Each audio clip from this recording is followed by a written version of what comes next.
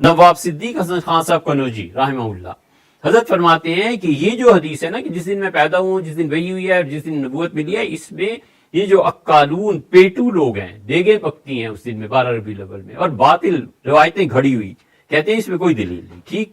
ولیکن آگے دو سطروں کے بعد کہتے ہیں ولیکن حیث لم یرد دلیل علی المنع منہ، لیکن اس حدیث سے یہ استدلال بھی نہیں کیا جا سکتا کہ اس دن حضور اقدس صلی اللہ علیہ وسلم کی تعظیم، نبی کریم صلی اللہ علیہ وسلم کا ذکر کرنا منع ہے. جاز ان یصومہ الانسان، یہ بالکل درست ہے کہ کوئی آدمی اس دن روزہ رکھے. یہ اہل حدیث کے امام ہیں. اب یہ الگ بات ہے کہ وہ کہتے ہیں ہم اللہ رسول صلی اللہ علیہ وسلم کے علاوہ کسی کی نہیں مانتے، جی لکھا ہے تو پھر کیا ہے. لیکن یہ وہ کہتے ہیں کہ جاز ان یصومہ الانسان، یہ درست ہے کہ کوئی آدمی اس دن روزہ رکھے. بل ورد ما یدل علی استحبابی، بلکہ اس حدیث سے تو حکم ہمیں جو پتہ چلتا ہے وہ یہ ہے کہ بہتر ہے روزہ رکھے، ثواب کا کام ہے 12 ربیع الاول کو روزہ رکھے. مستحب تک پہنچا ہے نواب صدیق حسن خان صاحب مرحوم نے. اور نواب صاحب ندوۃ العلماء کے بہت بڑے محسنین میں شمار ہوتے تھے. ہم نے بہت بڑے الفاظ اپنے حضرت رحمۃ اللہ علیہ کی زبان سے ان کے لیے سنے. حضرت رحمۃ اللہ علیہ بغیر ضرورت کے نہیں بولتے تھے. کئی دن میں بہت لطیف مذاق کسی سے کر دیتے تھے. رمضان میں ایک دن تراویح کے بعد ایک چھوٹی سی مجلس ہوتی تھی، تشریف فرما تھے تو بجلی چلی گئی. تو فرمایا کہ یہ جو بجلی والے ہیں ذرا خدا کا خوف نہیں ہے کہ مسلمانوں کی تراویح کا وقت ہے اور اس وقت لائٹ ہونی چاہیے. پھر جب آ گئی تو لوگوں نے اوپر سر اٹھا کے دیکھا تو فرمایا ابھی اس طرح نہ دیکھو، نظر لگ جائے اور پھر چلی جائے تو کیا ہوگا. بہت لطیف مزاح فرماتے تھے رحمہ اللہ.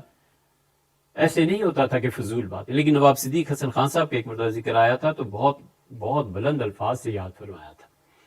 نواب صاحب کہتے ہیں کہ اس سے پتہ چلتا ہے کہ مستحب ہے کہ آدمی 12 ربیع الاول کو روزہ رکھے.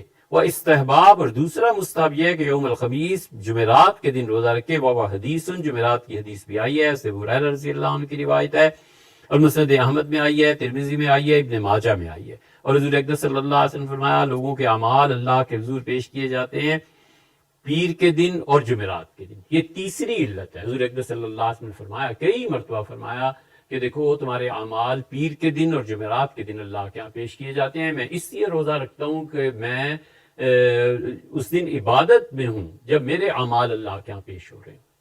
مطلب 24 گھنٹوں میں پتہ تو نہیں ہے نا کس وقت اللہ کے ہاں اعمال پیش ہو رہے ہوں. تو اگر دن کا کوئی وقت ہے تو میں چاہتا ہوں میں عبادت سے.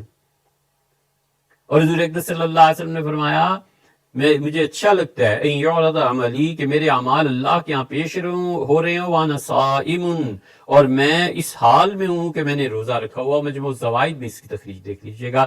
ویسے امام احمد رحمۃ اللہ نے بھی اور نسائی میں بھی یہ روایت آئی. ام المومنین حضرت عائشہ رضی اللہ عنہ کہتی ہیں کہ حضور اقدس صلی اللہ علیہ وسلم پوچھا کرتے تھے، ڈھونڈا کرتے تھے کب آ رہی ہے پیر، کب آ رہی ہے جمعرات، اور رسول اللہ صلی اللہ علیہ وسلم جمعرات کے دن روزہ رکھتے تھے اور پیر کے دن. تو نواب صدیق حسن خان صاحب مرحوم ایک، حضرت محمد شبیر احمد صاحب عثمانی رحمۃ اللہ علیہ دو، اور تیسرے ابن رجب حنبلی رحمہ اللہ تین، اور پھر اس کے علاوہ جو روایات ہیں اس سے معلوم ہوتا ہے کہ اس دن میں 12 ربیع الاول کو اگر کوئی آدمی اسی طرح اللہ کی حدود نہیں توڑتا، شریعت کی حدود نہیں توڑتا، تو منانا چاہیے. اور یہ ہماری رائے ہے، ہمارا خیال ہے. آپ کو اس سے اختلاف ہو بسم اللہ، نہ ہو 100 بسم اللہ. ممکن ہے آپ کے پاس اچھے دلائل ہوں، ہم سے بہتر دلائل ہوں، اس سے کوئی لڑائی جھگڑے کی بات نہیں بھیا. ہم ان تمام بیانات میں صرف ایک رائے سامنے رکھ دیتے ہیں کہ بزرگوں نے یہ لکھا ہے، اس کی روشنی میں امت میں جو اکابر گزر گئے ان سے باہر نہیں نکلتے. اہل السنہ نے جو لکھا ہے اس کی رائے، اس کی روشنی میں یہ چیز ہے جو ان حضرات نے لکھی ہے، یہ آپ کے سامنے، آپ مانیں بسم اللہ، نہ مانیں تو کیا رچے.